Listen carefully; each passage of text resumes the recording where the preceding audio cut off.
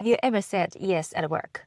Not because you had a tie, not because it was your job, but because it felt polite. Someone says, "Can you just do this quickly?" And you smile and say, "Sure," even when it didn't come from your manager. And later, your own work suffers. If this sounds familiar, you're not alone. I had a one-to-one chat with someone at work about this. He told me people often come to him with the tasks, not through his manager, sometimes from other team members, sometimes from more senior people. He likes to help. He does not want to look difficult. So he says yes, but after some time, his own work starts to fall behind. And his manager does not always know how much extra he's doing. When we talked more, I saw this was not only about workload, it was also about culture. Many of us grow up learning, be polite, be kind, do not say no, do not upset other people, especially not senior people. So we agree, we tend to be tolerant, even when it makes hard of us.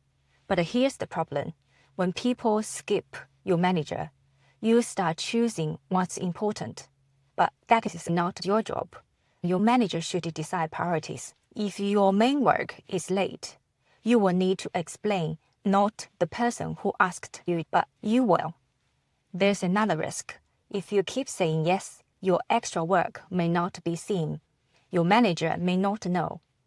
Then during performance review, that extra effort is invisible. That can hurt your own growth. I also told him something important. If you do not say anything, people will think it is okay. And when something happens again and again, it becomes a habit, not just for them, but for you too. So we talk about what he can say instead. Not rude. He can say, "I'm happy to help, but I need to check with my manager first." Or, "I'm working on tasks agreed with my manager. Can we loop them in to confirm priorities?" He's not saying no, he's asking clarity.